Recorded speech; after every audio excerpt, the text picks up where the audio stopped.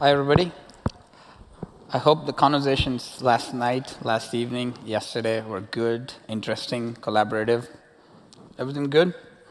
I ho- there were a bunch of wild Canadians last night. Still here? All right, good. There we go. Good. Glad everybody's having a good time. I'm hoping that you're learning from each other, from the sessions, about what Degreed's trying to do and how it could help you in your everyday business. We're going to have a session today about what's the next wave of learning. So we talked yesterday about what's the roadmap for the coming year.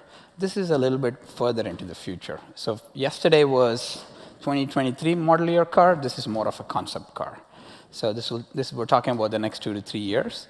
But at the heart of everything we do are skills. So skills are the currency in which we trade.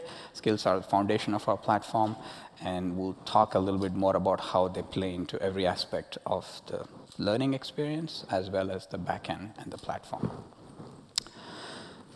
Just a quick reminder, we introduced the Experience Data Framework yesterday with the different streams of learning, development, skills, as well as in our services layer. We're going to hit on each one of them today in a little bit more detail. We'll talk a little bit about how skills and this new skills services in the layer that we're building is going to help there, both in terms of bringing data from different sources, normalizing them, but also adding the skill data and intelligence. Then we'll talk a little bit about how that manifests in the learning platform itself, in the LXP. And finally, we'll talk a little bit about the products and the platform underneath. So to kick us off, to talk more about what we're doing in skills, introducing David Platt. Thank you, Nag. Jump us ahead. Good morning, everybody. I'm David Platt. I'm one of the VPs of product here at Degreed, and my teams are responsible for all of the skills functionality, all of our integrations and integration capabilities, as well as the reporting functionality in the platform. And I'm going to spend a little bit more time today talking about skills. I think I've said the word skills more times in the last 24 hours than I have in any other period in my entire life. Definitely use the word normalization more than ever before. But we're going to keep on going. Give me about 10 more minutes, and I promise I'll stop. Probably not. Michael just did an amazing presentation about the importance of skill strategies in your organizations, and he really covered off on pretty much 95% of what I was hoping to present here today, which is great because it gives you a really good baseline for where we're headed. So when we think about the skills opportunity and we think about skills strategies in your organization, we recognize how critical this is. David talked yesterday about the 10-year view of this, and that skills will be really the only thing that we're thinking about, and it'll become a massive part, and the way that we hire and the way that we staff our projects today is going to seem basically archaic compared to what we do in the future. But it isn't really that easy, right? There are so many different ways to consider how you're going to bring this into your business. Excuse me. Once you've identified the critical skills, and you figure out how you're resourcing with them, you're also going to find that you have gaps. And those gaps are going to need to be filled with learning programs. It could be formal training, it might be job shadowing, or it could be stretch assignments, certainly upskilling and reskilling of employees that you currently have. And again, not a super easy process, right? There's multiple platforms, there's multiple skills taxonomies, there's certainly multiple scales. And spreadsheets, there's so many spreadsheets. I think everyone here that I've talked to has shown me at least one, probably three, about how they're managing this process. So just quickly, by show of hands, how many organizations in the room feel like they have made really good progress and they're really kind of executing and delivering on their skill strategy in their organization? Let's throw a hand up. There's literally 4 hands. Okay, that's not as many as I thought we would see. What about, you can keep the lights up, I'm going to keep asking questions. How about organizations that are in progress, kind of making their way and starting to see some results and really kind of solidifying how they're doing that? Okay, a few more hands. And how many hands for organizations that are sort of at the very beginning of the process or not even quite sure how to start? Okay. All of you need to talk to the 4 people that raised their hands in the first question. So we'll call them up later. We'll have them come and give a little primer on that. They've actually probably already been on the stage. So Degreed is here to help you no matter where you are in that maturity scale, right? If you're at the very beginning, if you're all the way at the end, we want to start to build the tools that are going to help move that forward and really deliver on the promise of a skills practice, of a skills strategy inside your organization. And that's not just ROI on learning. It's not just upskilling and reskilling and the opportunities for employees, but ultimately it's creating business value. It's really delivering on the strategic initiatives of your business. So we've been talking to lots of folks over the last couple of weeks, really months and years, but I'm just going to talk in the last few weeks. We've done over 100 hours of interviews with more than 25 clients. A lot of that has been direct one-on-one conversations. We've gotten on the phone and we've talked to you about where you are in your process, what it is that you're doing, and how you're achieving the things that you want to achieve. We've also held office hour sessions. We've had multiple customers together.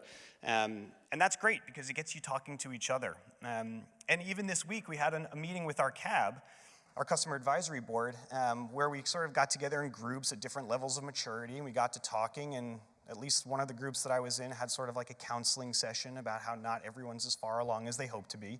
But it's really great to hear that and to hear you guys talk with each other about what's going on.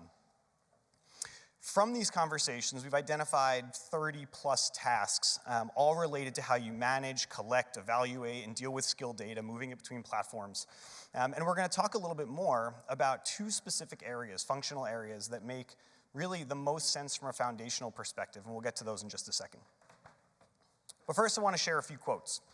These are directly from the conversations that we had.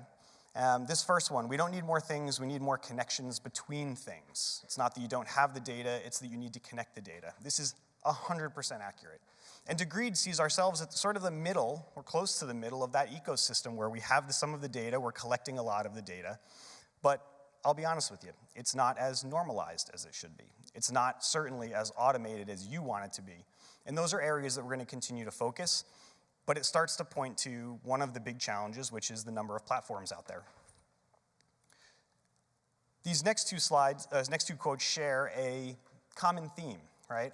We have defined 5 levels for skill development. We generally center around a 4-point scale. We've also heard 3, 7, 10, and there's at least one person in here who told me on Tuesday that the number they're going to use is 13. Although he's not really committed to that. I can't see him in the audience, but not committed to 13. This is absolutely critical, right? When you've spent the money, when you've spent the time, when you've gone through the process of identifying what the right language, the right numbers, and the right way of talking about this with your employees is, you want to be able to bring that into your ecosystem and share that across all of the different platforms. We want to help you do that. And these last quotes also share a theme about employee experiences, right? It's really important to create good experiences for the employees. It's about helping employees see career paths, helping them drive toward internal mobility opportunities. And whether I go to Degreed or Eightfold or SuccessFactors, it's the same me. That consistency is really important. In fact, it's critical to the experience when you move from platform to platform, and we know that there's going to be a lot of them. And this is what that looks like, right? You didn't just talk about skills and scales and rating numbers and how the reporting is going to work. You actually shared a lot with us, a lot of the names of the platforms that you're working with. You can see kind of a handful of them here, right? That's customer experience platforms, talent management suites. It's HRIS systems. And we'll actually, the panel immediately following this session, which I'll be part of, is with some of our partner friends and how we're working to figure out some of the details around this shared data ecosystem, so I encourage you to stick around for that. It's also all the content providers and things like curation tools and assessment tools in the different places. These are a lot of things to connect, right? You have to bring all of this together and be able to share the data in 2 directions. So boil everything down.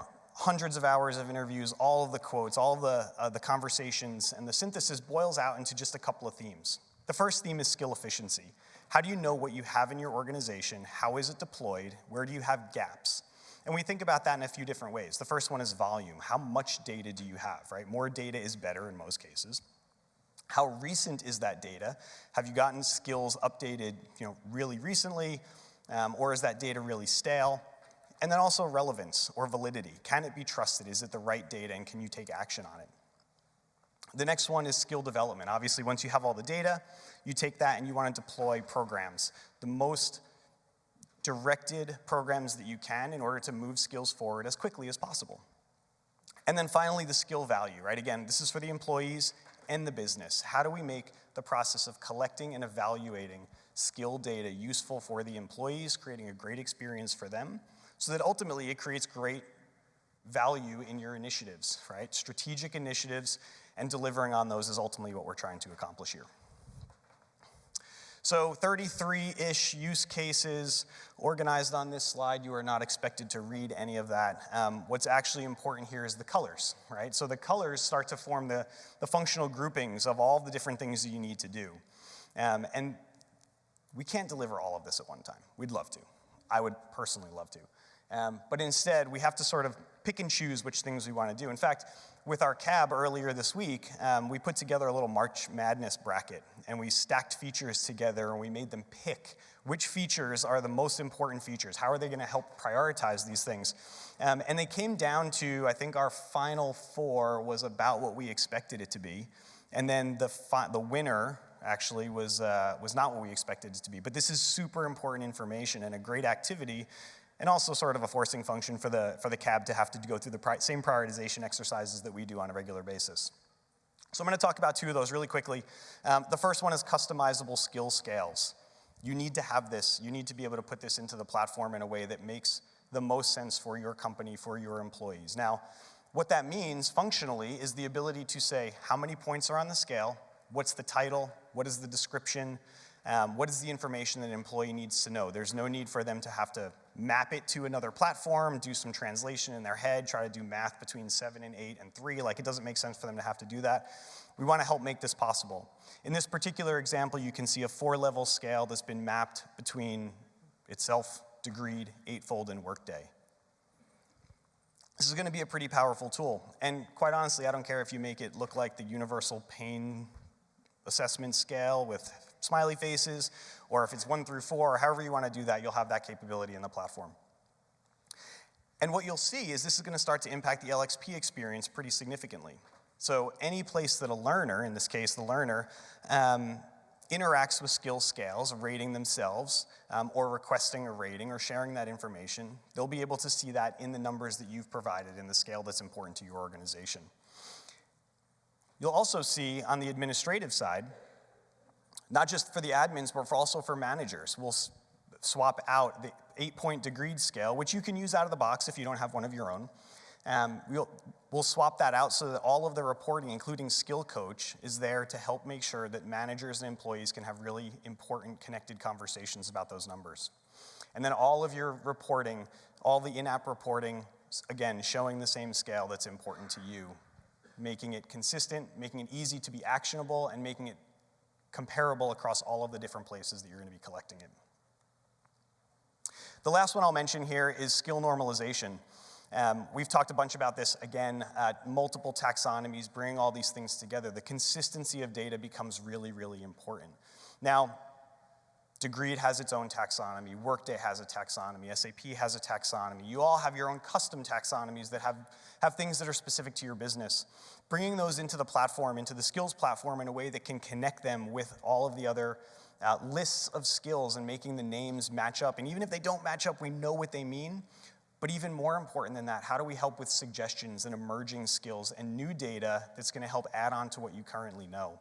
So here's an example of a Workday taxonomy mapped to Eightfold, mapped to Degreed, along with some suggested words that could go along with that. We're actually working with Workday right now, we'll talk about this a little bit more in the next session, on creating a full automated mapping between our 2 taxonomies, between the 2 platforms, and that's going to be one of the first ones that we deliver, and we're super excited to have them here with us and to be working on that with them. So that's enough for me. Skills, skill normalization, scales is the start, but there's so much more that we're working on. So I'll turn it over to Makis, who's going to talk about data and analytics tools. Mike, thank you. Awesome. Thank you. So Plat's brought you through what you'll expect from skills and the skills normalized data and how you'll see that infused throughout Degreed. The next piece I'll walk you through is what you'll expect of all your data. And so how you work with us today and how you'll see over the next 2 years. So we really look at it in probably 4 ways or 4 different paths. So those of you that have been with us for a while, you're used to the in-app charts. They have adoption metrics, engagement metrics. Those are the charts everyone can see in the application, whether it's the admins or managers, a variety of places in the application. Just like David Blake explained yesterday, we know with some of the UX, some of these are probably ready for a refresh, where we have plans over the next couple of years to extend some of the access to cover more areas with learning and skills. Later this year, we expect to open up the filters to cover more of your HR data points. And then the second place, many of you that have been our customers for a long time expect you have the FTP report. So we've been slowly, methodically upgrading that this past year, where we're calling them, we're referring to more as the configurable reports, and those where you can go in the application and download. So our strategy there is that instead of working with us and saying, hey, I need this column, can you request it? We put in a ticket, you go check in 2 days, it might not meet your needs, then 2 days later we change it again. We're really trying to get much closer to a self-service where we open up as many columns as we can and get to that 80-90% area, so you don't need our standard or custom reports, but you can pick and choose and build and set those up how you need in the app. You could download it immediately, or you could set it, you could send it to yourself, or you could send it to it like an FTP area. So that will continue to advance. We've made a lot of progress over this year, but we continue to work on that. The third area that you've seen over the last year through skill analytics, or maybe bundled into a package, Degreed Intelligence, it is now into the more recent bundle of LXP Plus. When we started that, we only did it with skill data, so you can drill in. That's more than the basic charts, but you could go into more depth and more detail to drill in. The loudest thing all of you have said is, well, what about the learning data? We've heard you. We expect to deliver that at the end of this year as well, so you can get another depth of data there. And we also know just the charts and data isn't enough, and we have to continue to work where it's actionable insights. And then the fourth lane that everybody that came up to our booth, and probably we'll talk to more of you later today about, is, well, I have this BI tool, or we have this data lake, we have this data warehouse, like how do you address our needs? So you'll see here the theme of all these 4 lanes. We're trying to meet all of you where you are. And so from a data portability perspective, we know within the next couple of years, we need to build the right connectors, whether you're using something like Power BI, something like Domo or Tableau, or you just have your Snowflake data warehouse, or you just want to connect directly and take what you need. We understand this. We are working now with the right product manager and the right engineering manager to scope out like how many people this takes. So instead of doing 1 lane of this at a time, as you've seen us do over the last couple of years, how can we work on all 4 at the same time to deliver quicker so we get you where you need to be? The last piece I'd leave you with is just kind of a quick teaser. In the current world or before, you might see a chart with skills and the quantity, or you might look at a role and the skills that are associated with it. This is kind of a sampling of kind of the direction we want to get to that's more actionable or more insight to help you. Like if you look on the right, you see 3 different roles and you see the skills that are related, but not that they're kind of in a list, but it gives you kind of a distance of like, how are these related? How is the overlap? So then you could take actions, whether it's skill gap assessment or planning for hiring. So this is a good sample to leave you with of kind of the direction we'll go with. From here, I'll turn it over to Dawn to help you understand the next couple of years how these things will show up in the learning experience.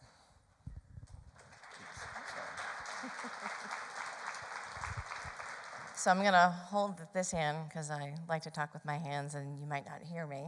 This is a challenge other than the head mic. So many of you heard me speak yesterday. My name is Dawn. I lead the LXP product team in the areas of learning, curation, admin, and mobile. And so today we're going to talk about the LXP and the future of learning. And so Platt and Makis talked about some pretty exciting things, right? Skill normalization, skill innovation, what that looks like for how the data is going to change. Our new skill gap analysis around job roles will be very different and more helpful for your organizations. But what might that mean for the future of learning at Degreed? And to level set, yesterday we talked about what's happening this year, but this is in the future, right? And our team is really excited to think about how that might affect the learning. So before I begin, I do want to hold that thought around skills and data. I'm going to transfer your attention quickly. Degreed does research yearly called How the Workforce Learns. We put that out, and the goal of that research is to understand how organizations learners learn within their organization and also outside of their organizations. And we on the product team love this research because you know what it does? It helps us understand the motivations behind your learners, why they want to learn, why they don't want to learn. There are perfect modes of modality in terms of why they learn from video versus courses. And so if we take that information and then we layer that on top of what Makis and Platt just talked about with skills and data, what might that look like for the future? So, and again, this is future state, so I'll ask everyone to think about the future. We're talking about the learning experience. So I'm going to introduce you to Stella. Let's just pretend Stella is a learner. She's at one of your organizations. We know from how the workforce learns that 2 in 5 learners are motivated to learn based on wanting to do a better job in their current role. We also know that around 50% of learners create learning goals to either plan for the next step in their career or their long-term goals. So, Stella happens to work at an organization that is utilizing skills normalization and innovation that you just saw from Platt. Stella's organization has decided to take all of that information and tie it to the roles, so that way all of the people in the organization know competency levels and proficiency targets. And so now Stella has inserted her career goal. She's an associate marketer. She wants to extend her job to marketing management. But she doesn't understand the skill gaps, because remember, the way that learning and development teams and stakeholders need taxonomies and skills is different than the way learners consume that information. They want it pertaining to their job. What does this mean for me? How is this going to advance myself? And so now Stella can see a new personalized learning path based on her skill gaps tied to the competency levels of the marketing manager role at her organization. It helps direct her learning and help her take the next step in her career. As we move forward, now we see personalized adaptive learning paths for Stella. Now, from how the workforce learns, it tells us that most people, when they learn every day, they like to learn quickly through videos. So the learning experience might take Stella's preferences for learning modalities and insert that into everyday learning. And so as Stella progresses through her journey, it tells her to keep on track, and it brings everyday learning such as video and articles into her path. Learning experience in the LXP will get smarter, and she can see her progress. And it knows when to move her from everyday learning into that targeted skill building, because sometimes we need more of that to progress in our career. And the LXP will know right when to adjust and recommend the right degreed talent academies for Stella's learning path. And finally, she can keep track of her learning progress. It's important, one of the most important steps in professional development is to see your progress. And so here, Stella can stay on track. And we know progressing a skill is hard. And depending on where you are in your career, it could be a year, it could be months, it could be several years. And so staying on track and keeping motivated is really difficult. And so the LXP will help Stella stay on track and see where her learning progress is taking her. This does 2 very important things. It helps Stella see the value she's bringing to her team and her organization. And it also helps Stella understand the importance of learning in her career, because we understand change management and the way you think about learning at your job is hard. And so we want to help you create a positive learning culture at your organization. And finally, now it's time to put that skill development into practice. The LXP will not only progress Stella in her learning from everyday to targeted skill building, it will pull up the right experiential learning opportunities crafted around her skill gaps in her learning journey. And you can see here, as Stella progresses, now it's time to sign up for a mentorship.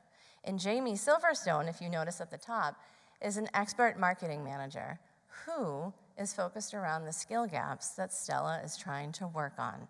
So mentorships being pulled in, expertly crafted for skill gaps around what's best for Stella at her learning proficiency.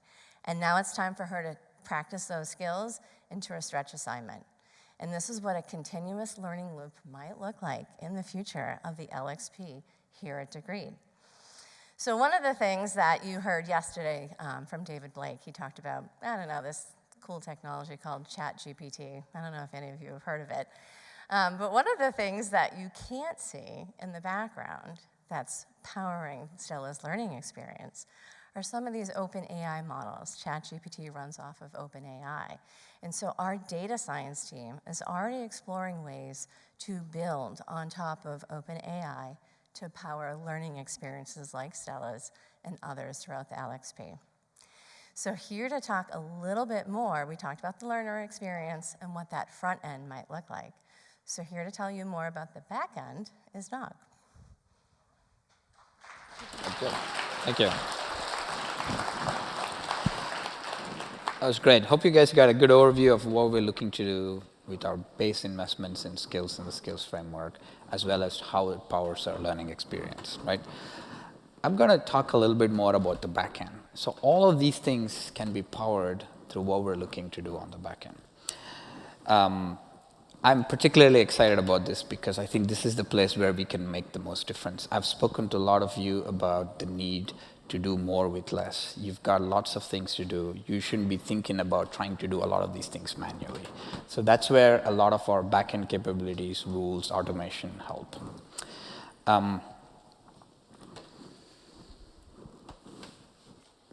Okay, did we get? There we go.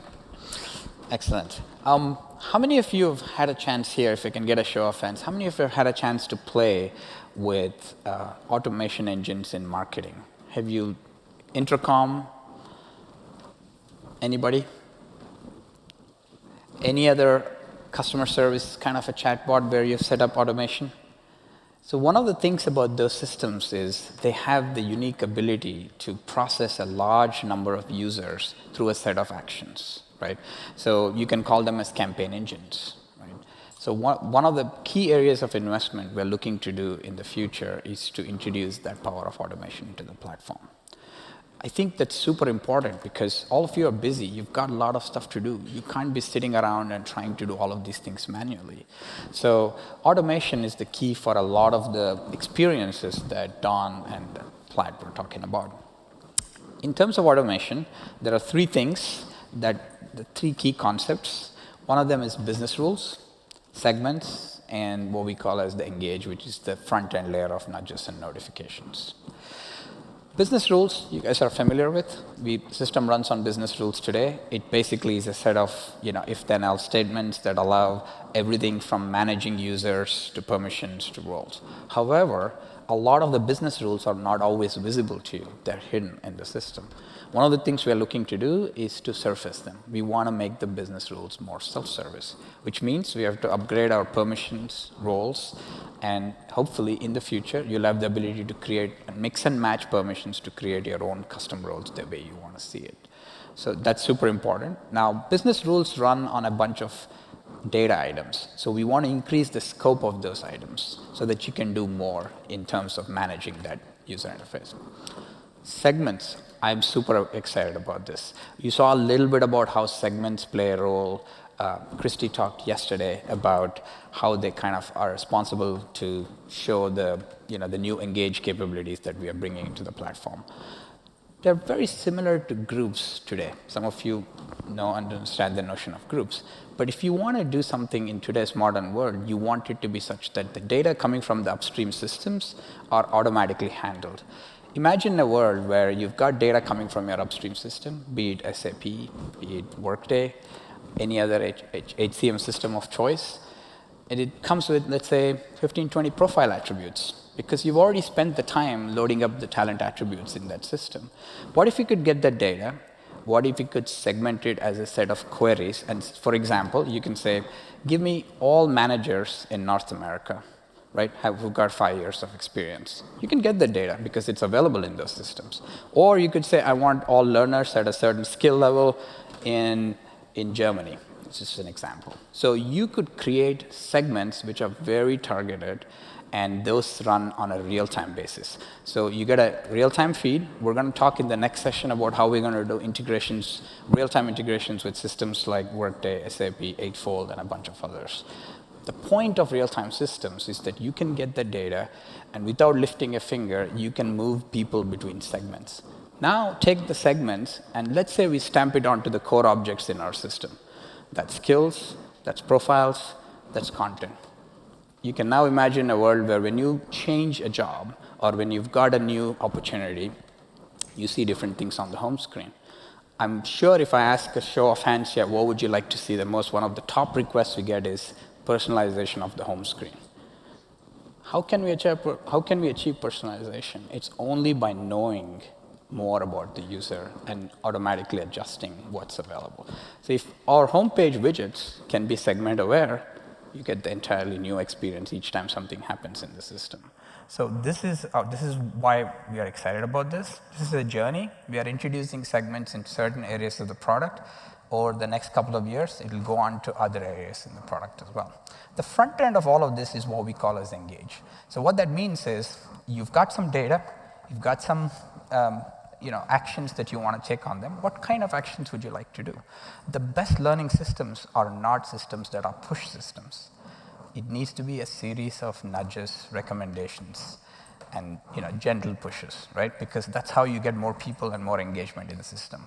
We are very clear about who we want to be in Degreed. We do not want to be the system of compliance. You've got your learning management systems to do that, and they do it pretty well. We want to be the system of engagement. We want to be the front door for such learning experiences. And that's why Engage is important, because you can create a lot of campaigns through a series of nudges, and all of those can be as simple as saying, hey, start with watch a video, then go on to enroll in a pathway. You might like this content. And so those nudges bring users back into the platform. It could be a text message, it could be an email message, it could be in-app notifications. And you've seen probably these examples of this in other platforms. And we want to bring that in so that you can construct these campaigns internally. So as I mentioned, one of the big effects of this is with these automation, you can actually assign, you can do things like assign training, have a plan that they can enroll themselves, update permissions. Any of those are possible through the right set of rules. And all these little tasks that it would take the user, some administrator or some curator, some manual work, will be made automated because of these things. This is kind of the effect of it, is the personalization that you get. So here's an example of this. Again, these are just mock-ups. So, they were developed using GPT-4. I'm just joking. I don't know if you know. I don't know if you're following it. There's some amazing stuff happening. GPT-3 came out, and you could essentially converse, and it would generate text, right? So there's a whole notion of technologies called generative AI. There's GPT-4, which is much, much better because it actually generates other media. So it can generate videos. It can generate audio, which is pretty scary, but that's what's coming. So there might be a world in which some of these can be generated automatically as well, right? But if you look at this is a fairly common example of what a workflow automation would look like. So you have a bunch of conditions, and the conditions will be everything from what starts the system. Is it like which group of people? Is it some users, all users, which particular segment? And then you have a bunch of triggers that says, the triggers will check certain things. Did you complete a course? Did you finish this pathway? Did you update some other action in the system? Did you do a mark complete on a particular piece of content? And or you change a job role. And then you have some operators that say, if you did this and this, if you did this or this, then you do the next step. The next step could be a series of actions. So each of those components that you see on the kind of the left side, we want to start building more and more of. So you're going to have a whole set of these actions, triggers, and operators that allow you to construct complex, interchangeable campaigns. So that's what we think of as the set and forget automations. our clients, you guys spend countless hours building all this manually. We want to reduce that work. I think that's part of our key ethos in building these products. And the nudges and notifications could be engagement through multiple channels. Again, a very common term in marketing automation. You say multi-platform engagement. So that could be everything from emails to in-app notifications, possibly SMS messages as well, right? So all of these are a way for folks to come back into the product again and again through different ways. And the best form of learning is when they know that the learning helps them, but they don't always need to be forced into something. With this, you can not only target at an individual level, you can also do organization-wide engagements, right? So imagine if you want to have a DEI initiative in your company. So you can target entire groups of people, not just individuals, because you should be able to do that with the right segmentation that's in place. So with this segmentation, these workflows will happen automatically. People become managers, they move departments, they change locations. These get adjusted automatically as well. So I kind of want to bring us all back into a couple of things in here. Just a quick, tying all the threads together. I think we are trying to bring skill data from different sources. Platt talked a lot about that. What are we doing that for? We're trying to make sure we have all the skill data in one place so that we can do something with it. We can give you the information. We can give you the benchmarking data based on that, right? You don't have to use it, but those tools will allow you to normalize this information, have the data in one place, and get the most up-to-date view of skills inside your company. We don't aim to be the system of record for skills. If you have a different system, please continue to use it. But we will try to make sense of the skills so that we connect it to the right content and the right set of curation so that it's very targeted to what you need to develop. So that's our interest in this. But as time goes by, with all of the skill data, you can do all kinds of interesting stuff. You can benchmark and see which skills are coming in into the organizations, which skills are leaving. And how do you compare yourself to other people in the industry, right? So those are things that are potential possibilities with benchmarking. The other thing I was going to end up with is that, we mentioned this yesterday's session. A lot of the work we're doing here is through a program that we have called our research labs. So if you're not familiar with it, please stop by at our kiosk. Our excellent leader of design, Brit's here somewhere. I think, we want to basically listen to you. As we embark on this journey, we want to make sure we do these things carefully and thoughtfully. And they cannot happen overnight. So we want to make sure we hear from you, we understand which part of the experience needs some work, because each of you use the system in so many different and creative ways. In fact, I've seen so many examples of things we never thought our system could do, because you're already trying it. And so sometimes when we introduce these changes, we're not exactly sure how it will trickle down or cascade into your business workflows. So we want to hear from you. We want to make sure we understand that more.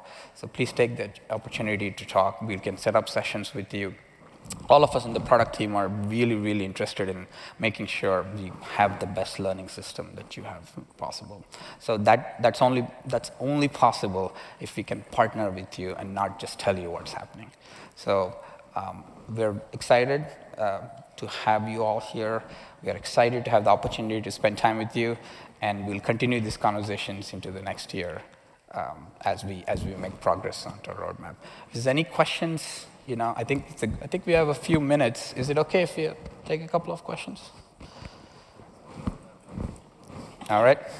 So I think we have time for a few questions. If there's, we didn't plan for this. We thought we were going to take more time. But if there's some questions from the audience, we would love to hear. If there's, we'll take a few.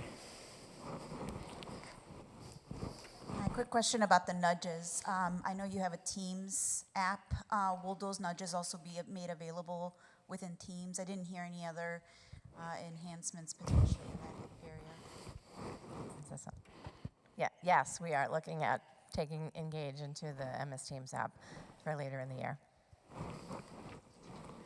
Yeah, we expect nudges, whatever we do, to be available through different systems, especially in the flow of work.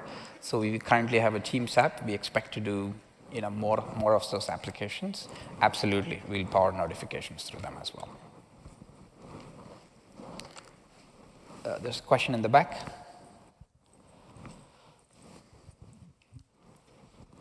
Thanks.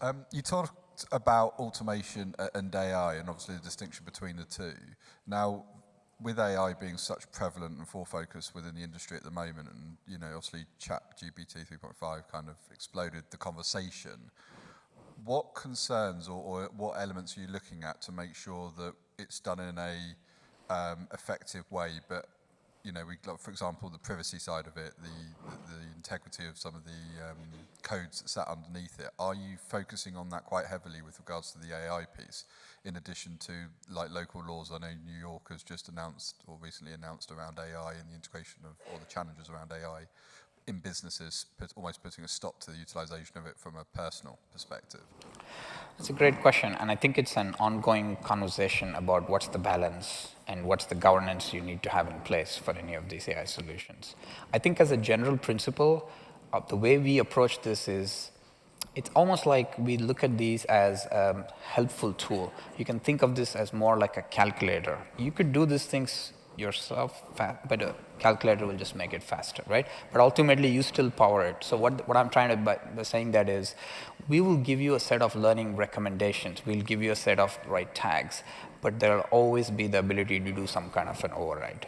So at the end of the day, we don't envision these to become things that are automatic in the back end. So we'll have some manual overrides in place. They will be helpful. They will give you suggestions as you build a pathway, as you build a plan, as you do content to skill tagging. But we don't expect all of them to immediately start doing the things, and kind of create like a Wild West. We don't want to do that. So we have every product feature we do, we actually have a privacy team that we work with. So we will make sure that we continue that process. I'm not sure exactly all challenges that we'll encounter yet. I'm sure there will be some tough conversations to be had as these technologies become more pervasive. But up to this point in time, we think we can handle it with governance.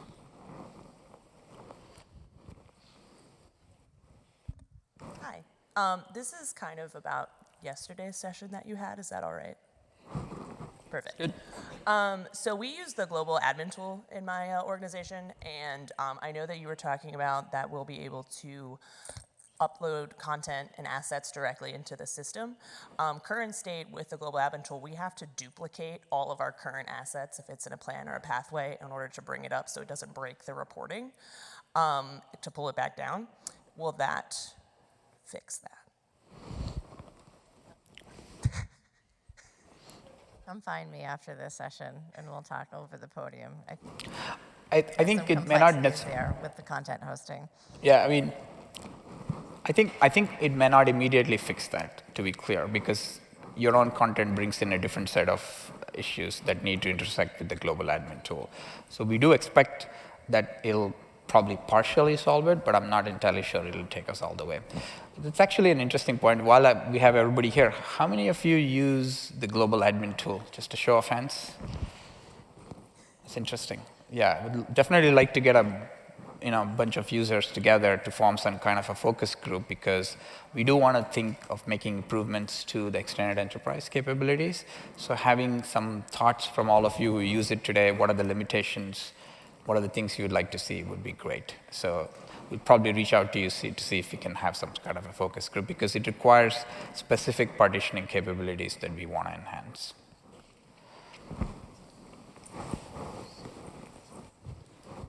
This might be more of a question for Don, but I'm not sure. How do you determine what product updates will be put into new releases? I like this question. So it's actually kind of a multi-layer approach that the team takes. So we have, I'm sure many of you know, many feedback tickets that many of you have submitted into our team on enhancements. So we take a look at that. But we look at the themes, right? We don't look at every individual one. We look at the themes, and then we drill in and then understand what is the problem that customers are trying to solve. Then we actually reach out to our sales and GBX team to understand what are you hearing in the market, overlay that. And on top of that, we just look at the market and the global economy and what's happening with learning today and new technologies. And so it's quite difficult to kind of layer all three, but we prioritize based off of current client needs and future prospects and just future innovations. And then we always try to leave room just for ad hoc innovation things that we have to add throughout the year. And so most of the time when we layer on those data, a clear prioritization comes out loud and clear. And so that's how our teams prioritize on the roadmap. Thank you. I think we're almost out of time. Don said everything about the prioritization, but at the last step, we put all of them into a bowl, we just mix it up, and we pull out the top 5. And that's the magic secret sauce right there. So, no, thank you all for the time. If you have any more questions, you know where to find us outside. Appreciate it.